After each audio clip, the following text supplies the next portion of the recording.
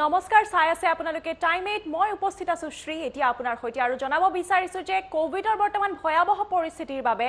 ইখনৰ পিছত সিখন ৰাজ্যত ভাৰতবৰ্ষত লকডাউনৰ ঘোষণা কৰিছে আৰু এতিয়া শিলঙতো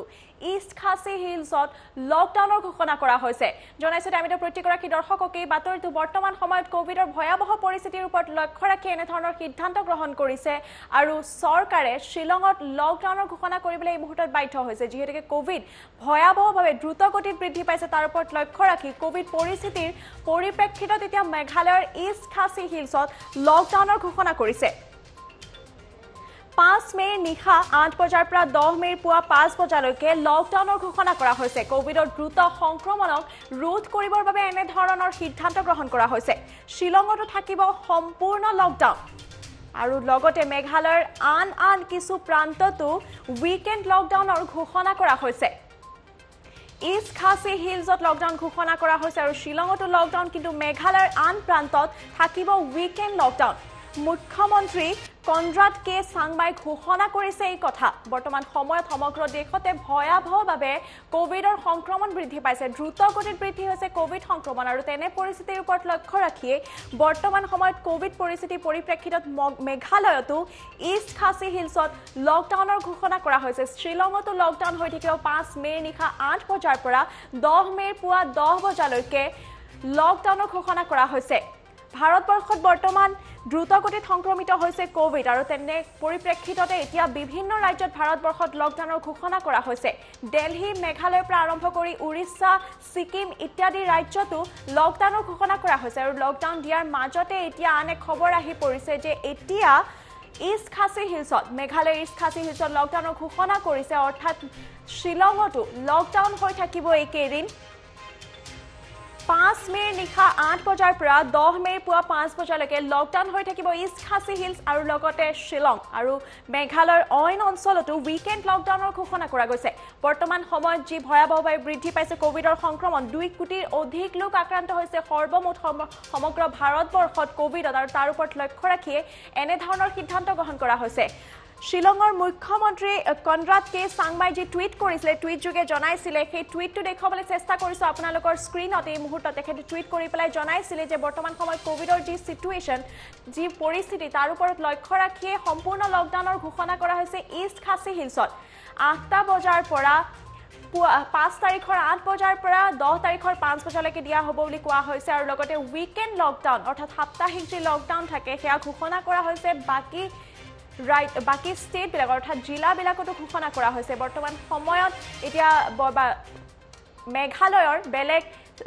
জিলাবিলাকতো উইকেণ্ড লকডাউনৰ ঘোষণা কৰা হৈছে বৰ্তমান শিলঙত ভয়াবহভাৱে বৃদ্ধি পাইছে সমগ্ৰ দেশৰ নিচিনাকৈ কোভিড আৰু সেই পৰিস্থিতিৰ ওপৰত লক্ষ্য ৰাখি এই মুহূৰ্তত এনে ধৰণৰ সিদ্ধান্ত গ্ৰহণ কৰিছে মেঘালয়ত এই মুহূৰ্তত 18,014 জনতকৈ অধিক ব্যক্তি সৰ্বমুঠ আক্ৰান্ত হৈছে কোভিডত আৰু 185 জন ব্যক্তিৰ মৃত্যু হৈছে কোভিডত আক্ৰান্ত হোৱাৰ পিছত ইয়াতকৈ যাতে অতি ভয়াবহ পৰিস্থিতিৰ ফালে গতি নকৰক কোভিডৰ পৰিস্থিতিয়ে তাৰ ওপৰত লক্ষ্য ৰাখি এই মুহূৰ্তত মেঘালয়ত এনে ধৰণৰ সিদ্ধান্ত গ্ৰহণ কৰা হৈছে ইষ্ট খাসী হিলছত লকডাউন হ'ব 5 মেৰ নিশা 8 বজাৰ পৰা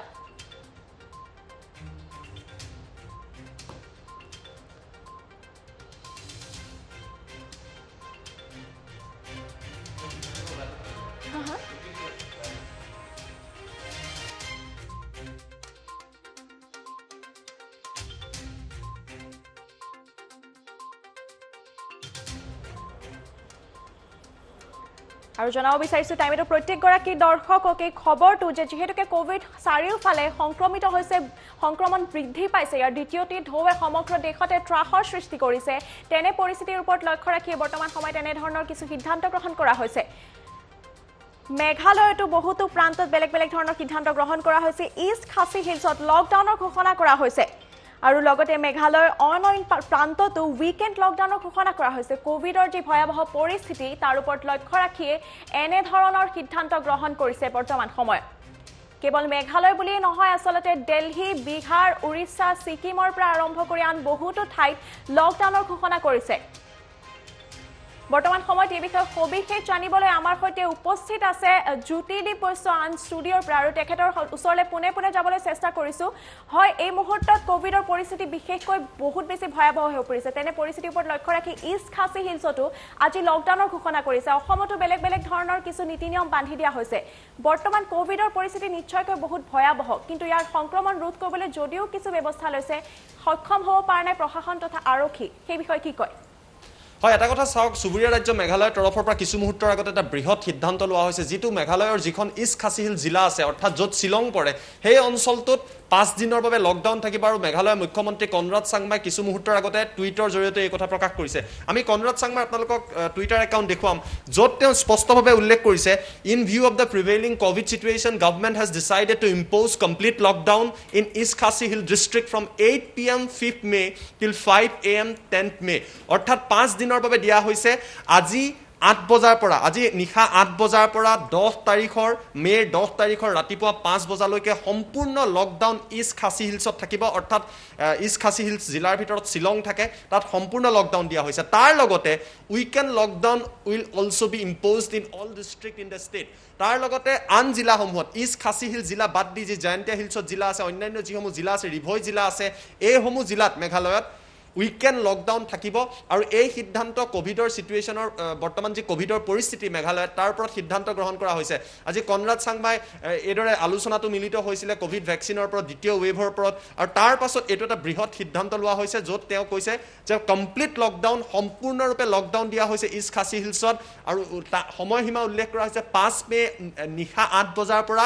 10 মে ৰাতিপুৱা 5 বজালৈকে ঘোষণা কৰা হৈছে গতিকে এই সময়ছোৱাত লকডাউনৰ যি নীতি নিয়ম এয়া সম্পূৰ্ণৰূপে বলবৎ হ'ব আৰু উত্তৰ পূবৰ প্ৰথমখন ৰাজ্য হিচাপে পৰিগণিত হৈছে যোনে দ্বিতীয় ৱেভত এইদৰে সম্পূৰ্ণ লকডাউন দিয়া হৈছে ইয়াৰ পূৰ্বে পাৰ্চিয়েল লকডাউন দিয়া হৈছিলে কিছু কিছু ৰেষ্ট্ৰিকশ্যন আছিলে কিন্তু শ্বিলঙত বিশেষকৈ ইষ্ট খাছী হিলছত কোভিডৰ পৰিস্থিতি বৃদ্ধি পোৱাৰ বাবে মেঘালয় চৰকাৰে এটা বৃহৎ সিদ্ধান্ত লৈছে আৰু তেওঁলোকে কৈছে যে এই লকডাউন 5 মে নিশা 8 বজাৰ পৰা 10 মে ৰাতিপুৱা 5 বজালৈকে থাকিব আৰু এই সময়ত সকলোৱে নীতি নিৰ্দেশনা মানি চলিব লাগিব ইষ্ট খাছী হিলছক বাদ দি অন্যান্য যিসমূহ জিলা আছে সেইসমূহ জিলাত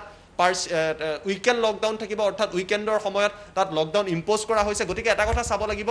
কোভিড পৰিস্থিতি যাতে উত্তৰ পূবত যাতে নিয়ন্ত্ৰণৰ বাহিৰত নাযায় তাৰ বাবে অসমতো বিভিন্ন সিদ্ধান্ত গ্ৰহণ কৰা হৈছে ডক্টৰ হিমন্ত বিশ্ব শৰ্মাই হয়তো কেইটামান মুহূৰ্তৰ পিছত অসমৰ বাবে আন কেইবাটাও বৃহৎ ঘোষণা কৰিব পাৰে ইতিমধ্যে নতুন নীতি নিৰ্দেশনা অসমত আহিছে অসমতো নাইট কাৰফিউৰ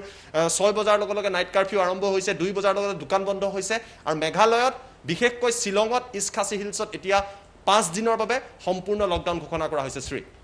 হয় জ্যোতিদীপ বৈশ্য ধন্যবাদ জনাইছো এইখিনিতে আপোনাক আৰু প্ৰত্যেকগৰাকী টাইমতে দৰ্শকক এই মুহূৰ্তত জনাব চেষ্টা কৰিছো যে কোভিডৰ পৰিস্থিতি বৰ্তমান সময়ত বহুত ভয়াৱহ আৰু তাৰ ওপৰত লক্ষ্য ৰাখি সময়ে সময়ে কিছু কিছু নতুন নতুন নীতি নিয়ম বান্ধি দিয়া হয় আৰু বৰ্তমান সময়তো এতিয়া ইষ্ট খাছী হিলছত মেঘালয়ৰ ইষ্ট খাছী হিলছত লকডাউনৰ ঘোষণা কৰা হৈছে 5 মেৰ নিশা 8 বজাৰ পৰা 10 মেৰ পুৱাৰ 5 বজালৈকে লকডাউন ঘোষণা কৰিছে অৰ্থাৎ শ্বিলঙতো সম্পূৰ্ণ লকডাউন থাকিব আৰু লগতে মেঘালয়ৰ যি আন প্ৰান্ত আছে সেই প্ৰান্তসমূহতো উইকেণ্ড লকডাউনৰ ঘোষণা কৰিছে মুখ্যমন্ত্ৰী কনৰাড কে চাংমাৰ এই ঘোষণা কেৱল কোভিডৰ বৰ্তমান পৰিস্থিতিৰ ওপৰত লক্ষ্য ৰাখি ইয়াৰ দ্ৰুত সংক্ৰমণ ৰোধ কৰিবৰ বাবে